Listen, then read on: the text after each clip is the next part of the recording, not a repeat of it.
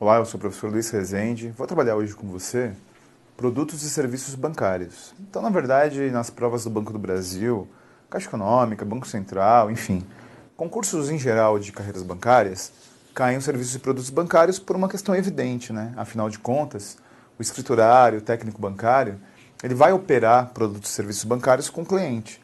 Então, eu já trabalhei em outros momentos com você cartão de débito, cartão de crédito, CDB, CDBI, então CDC, melhor dizendo, CDCI.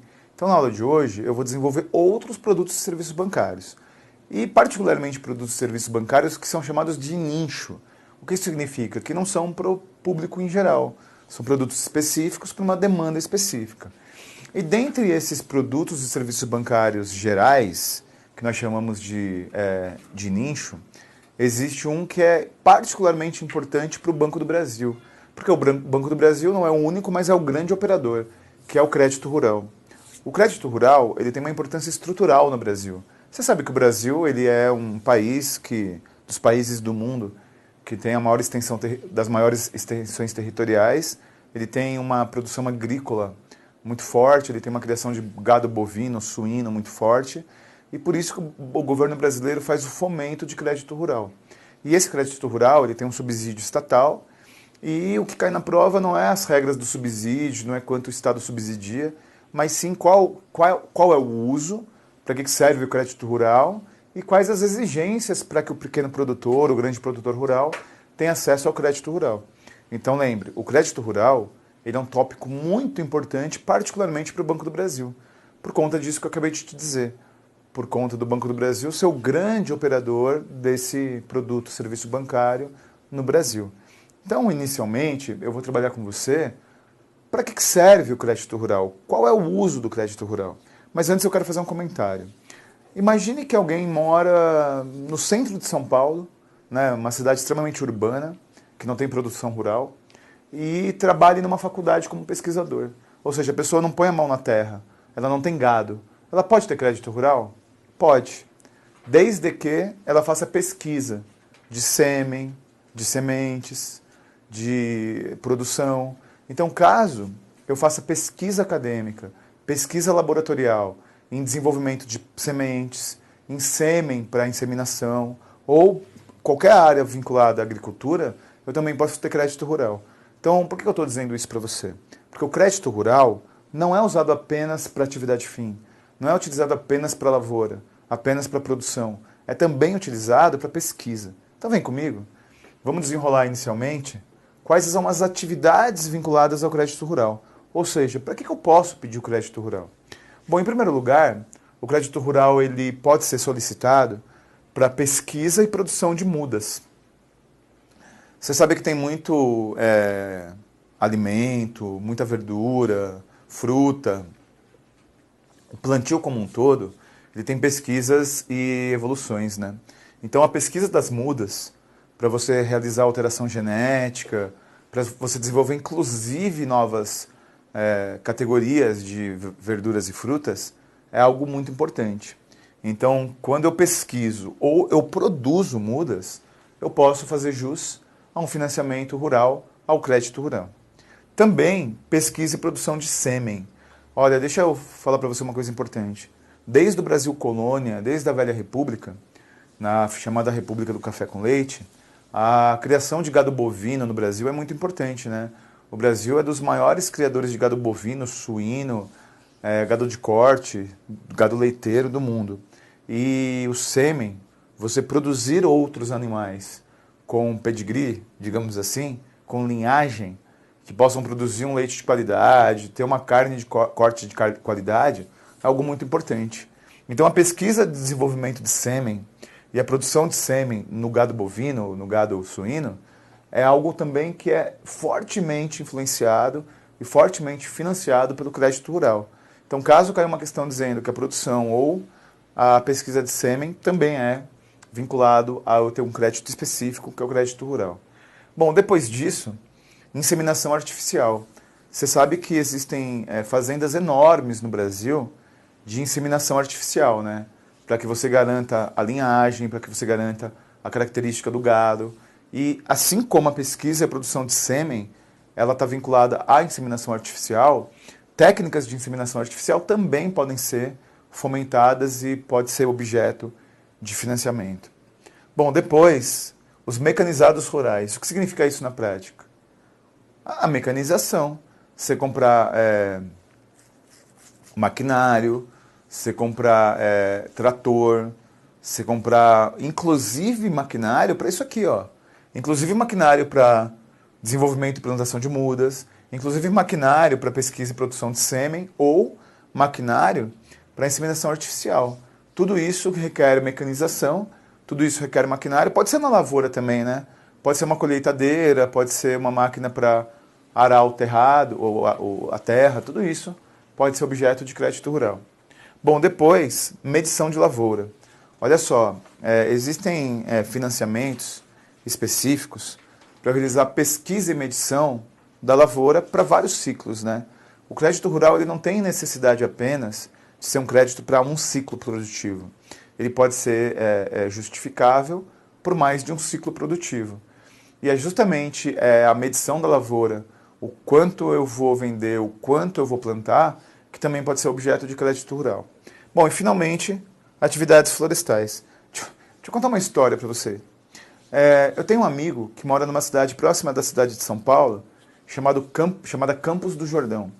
Em Campos do Jordão, ele tem lá uma casa maravilhosa e tem um deck. E esse deck termina numa floresta, né, numa pequena floresta lá na região de Campos do Jordão. E aí ele resolveu aumentar o deck dele. Então ele queria aumentar um pouquinho o deck dele, aumentar 1 metro o deck dele, e ele pôs um pouquinho de fogo ali na floresta que estava perto da casa dele, para aumentar o deck. Só que depois um pouquinho de fogo na floresta ali, só para queimar perto, e queimou a floresta inteira. Veio o bombeiro de São Paulo, foi um caos. E aí ele foi processado, evidente, né? Ele teve que pagar o plantio de 5.000 mudas. E ele não foi plantar 5.000 mudas, ele contratou uma empresa, a empresa plantou as 5.000 mudas para reverter o prejuízo ambiental que ele gerou, e ele não tinha dinheiro para pagar essas 5.000 mudas. E ele solicitou crédito rural e foi liberado. Então, para que você tenha atividades florestais, de reflorestamento, de preservação ambiental, tudo que tem a ver também com as questões florestais, pode ser objeto de crédito rural. Tranquilo? Então, isso, cuidado, hein? Isso aqui é o que justifica o crédito rural.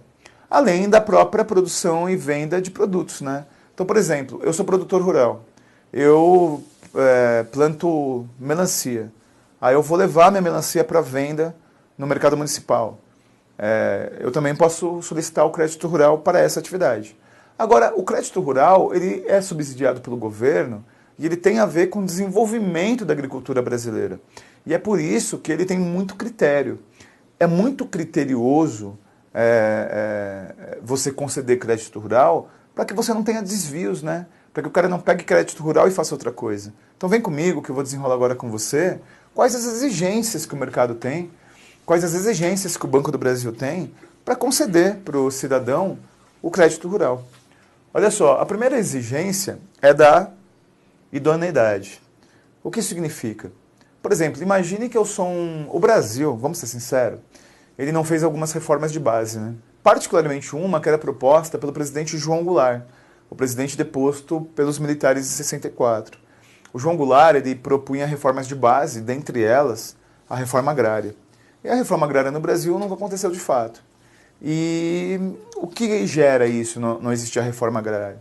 A reforma agrária, ela não acontecendo, gera a presença de muito latifundiário no Brasil. O Brasil é o país do latifúndio, né?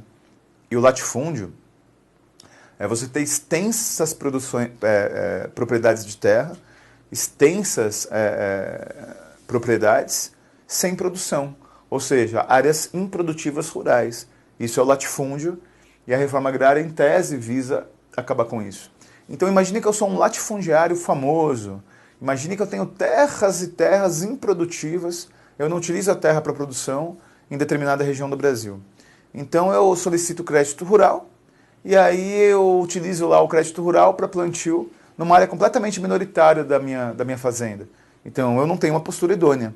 Então é óbvio, né? Posso pegar crédito rural para plantar maconha? Óbvio que não, né? apesar de ser uma planta, o Código Penal proíbe você plantar cannabis. Então, a idoneidade é quando você tem uma postura, quando você tem uma proposição. Imagine que eu estou sendo processado por trabalho escravo na minha fazenda. Imagine que eu estou processado por assédio moral dos meus funcionários. Então, a idoneidade é nesse sentido. É no sentido do proponente do crédito rural não ter nenhum ônus no uso desse crédito. Bom, depois disso, a questão do orçamento. Olha só que interessante. Você não pode simplesmente pedir o crédito rural se você não tiver uma previsão orçamentária.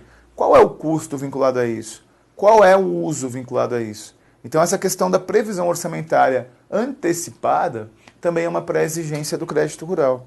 Depois disso, a questão do cronograma. Deixa eu falar para você, o crédito rural não precisa ser concedido todo de uma vez. Não é assim. Ele pode ser concedido de forma escalonada. Ele pode ser concedido percentualmente ao longo de um tempo. Então você precisa apresentar para o banco o cronograma de investimento que você vai ter para que se verifique a liberação do crédito vinculável. Bom, depois disso a questão da oportunidade. Deixa eu falar uma coisa importante para você. A Bahia é um famoso produtor de cacau. São Paulo tem no café a sua principal produção. E por aí vai, né? Todos os estados brasileiros têm um produto agrícola que é característico e que é mais importante. Então, você não pode simplesmente solicitar o crédito rural se a sua justificativa baseada no orçamento, no cronograma, não tiver vinculado a algo que de fato no dia a dia você utiliza, que de fato no dia a dia você vai aplicar. Bom, fora isso, a questão da fiscalização, né? Na verdade, o seu fornecedor, o seu prestador de serviço e você mesmo tem que ser objeto de fiscalização permanente. Porque eu já falei para você que isso aqui tem subsídio. E se é subsidiado, tem que ser fiscalizado. Bom, depois é o seguinte, olha, o crédito rural, ele nunca é concedido para uma pessoa jurídica. Ele só é concedido para o produtor ou para as associações do produtor, como, por exemplo, uma cooperativa. Então, eu não posso pegar uma empresa, por exemplo, a Companhia Vale do Rio Doce, e ela pedir crédito rural. Ou é para o produtor, ou é para uma associação, por exemplo, uma cooperativa de produtores rurais, que o produtor ele é associado. E, finalmente, você tem que respeitar todas as leis de zoneamento. É óbvio, né? Por exemplo, imagine que eu tenho uma terra, né? Uma fazenda que passa por uma estrada. Uma estrada passa no meio. Eu não posso produzir qualquer coisa, não posso plantar qualquer coisa.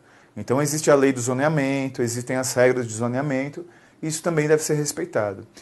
Fique tranquilo, porque o crédito rural não é algo que nós conhecemos em particular, porque nós geralmente não solicitamos crédito rural. Então é fácil falar de conta corrente, de cartão de crédito, de poupança, porque são coisas que a gente tem o hábito. São produtos e serviços bancários que nós temos ali o dia a dia, né? Nós temos o convívio, nós temos a relação cotidiana. Portanto, fique tranquilo, porque por mais que seja algo que nós não temos ali o hábito, por mais que seja algo que nós não temos ali a prática cotidiana, o crédito rural, para que ele serve e quais as exigências, basicamente é isso que cai em prova. Bom, eu vou agora trabalhar com produto e serviço bancário que você conhece muito bem, mas talvez você não conheça as regras. Você conhece muito bem porque, com certeza, você tem ou já teve. Alguém já te ofereceu. Mas ele tem algumas regras e são essas regras que eu vou desenvolver com você. Então vem comigo. Vou trabalhar com você a caderneta de poupança. A caderneta de poupança, ela já foi bem famosa. Ela já foi extremamente importante. Nas décadas passadas, ter uma caderneta de poupança era o único investimento possível e era o melhor investimento. Hoje em dia, a caderneta de poupança ela é muito menos vantajosa do que vários outros investimentos. Mas a caderneta de poupança continua sendo um produto bancário bastante recorrente, continua sendo um produto bancário que ele tem um percentual muito grande das atividades bancárias e quando cai em prova, cai de uma forma muito de detalhe. Bom, começando a falar da caderneta de poupança. Em primeiro lugar, ele é de baixíssimo risco. Por que baixíssimo risco? Porque ele não está inserido na questão de mercado, commodities, ações. Então você não tem na poupança o risco de você ter uma grave crise do mercado financeiro. Você não tem na caderneta de poupança o problema de você ter ações caindo muito grandes. Na verdade, a poupança tem alguns indexadores. E tendo esses indexadores, ela é de baixo risco. Agora tem um problema, né? Como funciona o mercado de investimento? Qual é a regra básica de investimento? Quando você corre baixo risco, o risco sempre tem, né? Mas quando você tem um risco pequeno de perder o seu dinheiro, de perder seu investimento, qual é a contrapartida do baixo risco? A contrapartida do baixo risco é que o seu lucro também é pequeno. Então, o baixo risco ele tem um aspecto positivo, que é você não ter muito risco de perder seu dinheiro, mas o grande risco envolvido e associado é que também você não vai ganhar muito. Agora, se você corre muito risco, se você investe, por exemplo, em gráfico no mercado financeiro, você pode correr o risco de ganhar muito. Então, a TR é a taxa referencial da poupança. E tome cuidado, porque em 2002 foi alterada a regra da caderneta de poupança. Então não vai me pegar a questão antigona, hein? Não vai me pegar a questão de 15, 20 anos atrás. Primeiro porque nem se deve pegar. Depois porque você corre o risco de errar a questão, porque mudaram as regras da poupança. Então olha só, como é hoje a regra da poupança de lucratividade? Toda poupança tem o seu aniversário, né? No material eu deixei as regras do aniversário. Se o aniversário cair no domingo, é no dia útil subsequente. Então, falando das regras da poupança, olha só. Quanto você lucra? Você lucra a taxa referencial mais 0,5% ao mês, se a taxa Selic for maior do que 8,5%. Então, a taxa Selic, a taxa básica de juros, que você já estudou comigo, é o grande referencial da poupança hoje. Se a taxa Selic estiver alta, você faz 0,5% mais a TR de lucro da poupança. Na prática, 0,5%.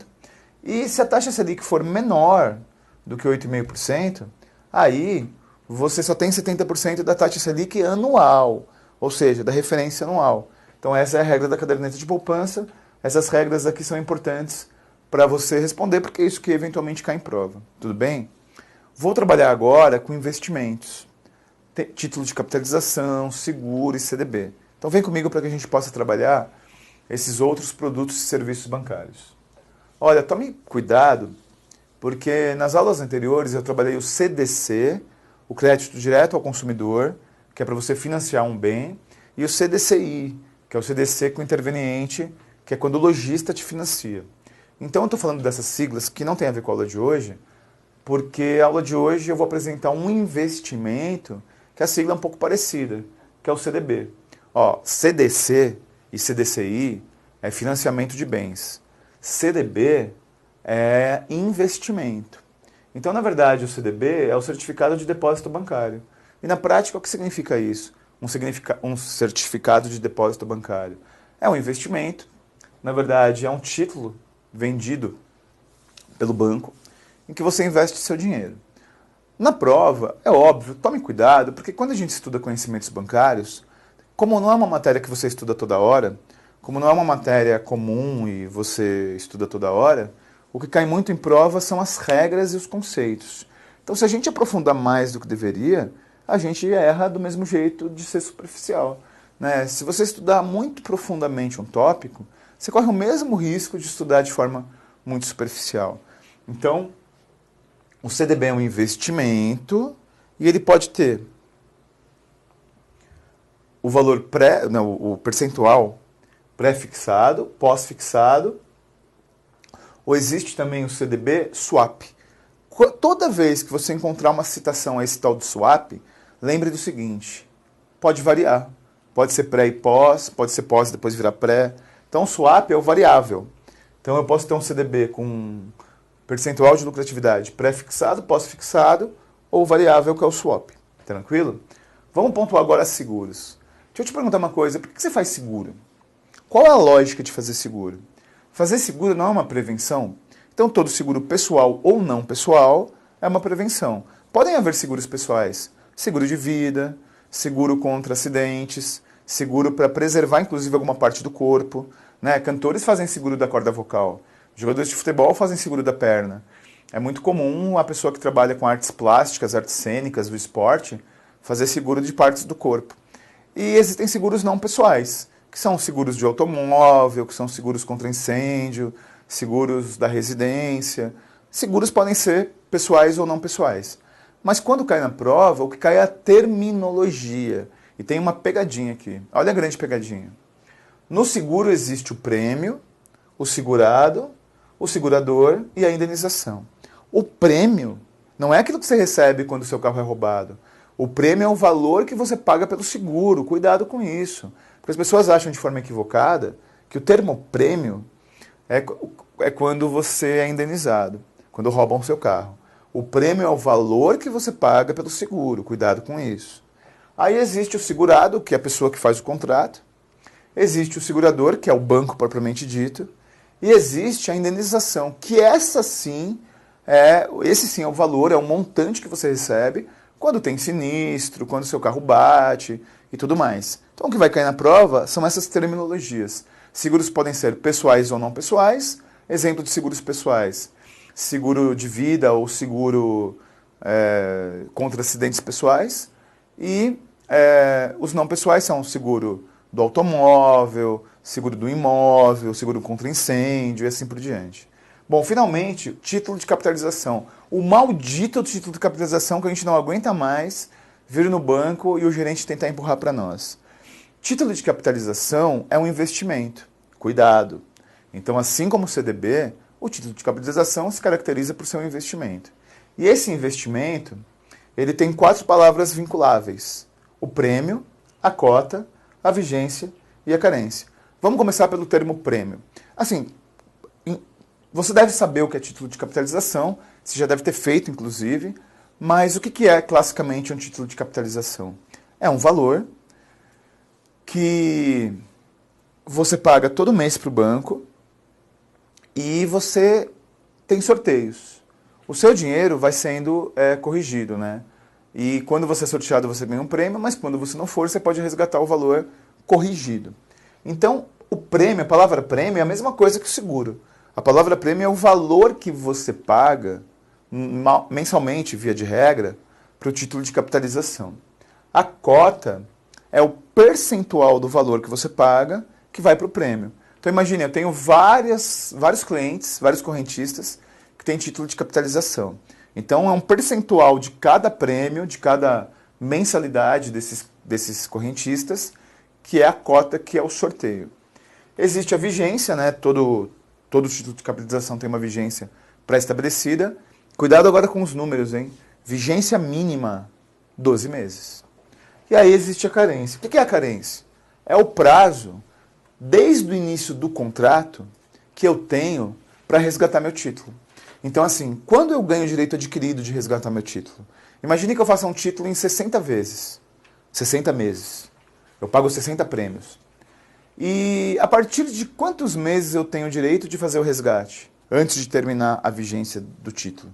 Então, assim, nenhuma vigência pode ser maior do que 24 meses. Então, 24 meses é o prazo máximo de carência para eu poder resgatar. Da data que eu contratei o título a 24 meses. Porém, se o prazo total do título for menor do que 48 meses, aí o meu prazo é menor do que 12. Deu para entender? Está aí no seu material essas regrinhas. Bom, hoje eu trabalhei crédito rural, eu desenvolvi os conceitos de crédito rural, pontuei para você caderneta de poupança, pontuei o CDB, que é um investimento seguro, e o título de capitalização, que é outro investimento com sorteio. Isso tem caído em prova, particularmente crédito rural. Repito, é um tema muito importante para o Banco do Brasil, porque o Banco do Brasil é o grande operador do crédito rural no Brasil. Então vamos verificar como isso cai em prova. Você tem aí no teu material algumas questões, todas elas de provas anteriores, e vamos desenrolar. Vamos ver quais as pegadinhas, vamos ver como a banca organizadora trabalha esses termos. Então vamos imediatamente para a leitura da primeira questão do seu material. As linhas bancárias de crédito rural possibilitam ao cliente acessar financiamento A. Para atividades de comercialização da produção. B. do custeio das despesas pessoais e familiares. C. Com liberação de uma só vez, independentemente do cronograma de aquisição de serviço. D. Sem apresentação de garantias ao fiador. E. Para investimento em bens ou serviços cujo aproveitamento se estenda por um único ciclo produtivo. Você viu que a ordem aqui está um pouco diferente, mas você entendeu, né? Tem 2 As, mas é ABCDE. Vem comigo. Olha só, para que serve o crédito rural? Para que eu utilizo na prática o crédito rural? O crédito rural ele serve para quê e não serve para quê? Então essa questão ela trata sobre isso. Essa questão ela tange para que serve o crédito rural. Vamos voltar para o material para ler as alternativas. Olha o que a diz. Para atividades de comercialização da produção. Perfeito. Na verdade, você pode solicitar o crédito rural para comercializar a sua produção agrícola, a sua produção de gado leiteiro.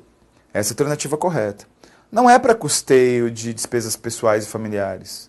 Não é liberado uma só vez. Eu posso ter cronograma de liberação. Eu preciso apresentar garantias. E não é um único ciclo produtivo. Então a alternativa correta é a A. Próxima questão. Sobre operações de crédito rural, é correto afirmar A.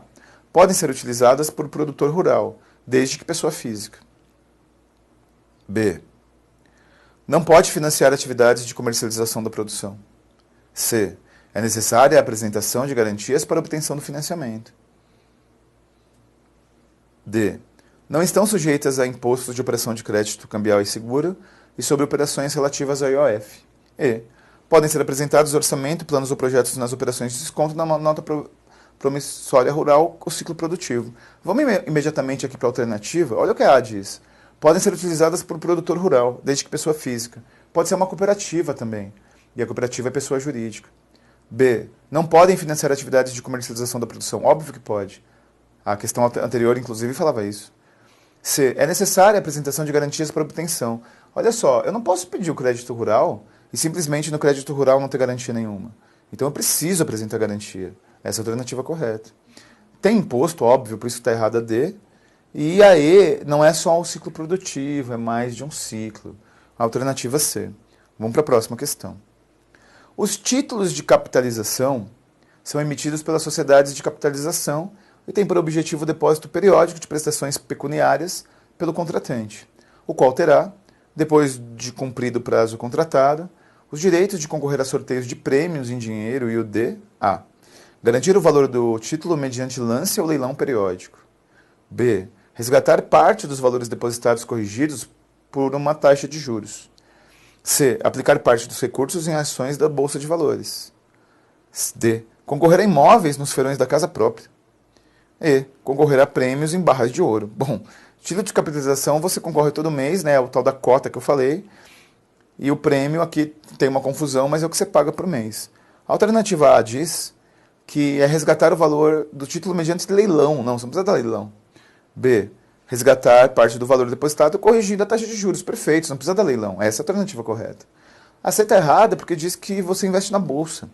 A D está errada porque diz que é leilão da casa própria. E aí está errada porque não é barra de ouro. Então vem comigo. Seria boa essa barra de ouro, hein? Então, na verdade, assim, título de capitalização é um prêmio, um valor que você deposita todo mês, que desconta da sua conta todo mês. Entre todos os correntistas que têm título de capitalização, existe um percentual, que é a cota, que é o que você é sorteado e você pode ganhar a bolada. Caso você não ganhe, geralmente a gente não ganha, porque muita gente com título de capitalização, o valor, o dinheiro que você deposita vai sendo corrigido. E você pode, depois de um prazo pré-estabelecido, que é no máximo 24 meses, resgatar parcialmente ou ao final da vigência do seu título de capitalização, resgatar completamente. Então é isso, título de capitalização que todo mundo nos vende. A aula de hoje trabalhou produtos e serviços bancários que não são os principais. Os principais são cartão de crédito, cartão de débito, mas hoje eu trabalhei o crédito rural, que é muito, mas muito importante para o Banco do Brasil. Trabalhei a poupança, que cai bastante em prova. Trabalhei o CDB, que é um investimento, seguros e título de capitalização. Temas que estão previstos na prova do Banco do Brasil, são tradicionalmente abordados em concursos aí Banrisul, Banco do Nordeste, Banco do Pará. Os bancos aí que tem pelo Brasil, cai no Banco Central, cai na Caixa Econômica Federal. Então tá aí, produtos e serviços bancários, que são de nicho, são particulares, mas cai em prova. Espero que você tenha entendido a abordagem disso para a prova, entendido como isso cai em prova. Muito obrigado pela sua paciência e me acompanhar aqui até o final da aula.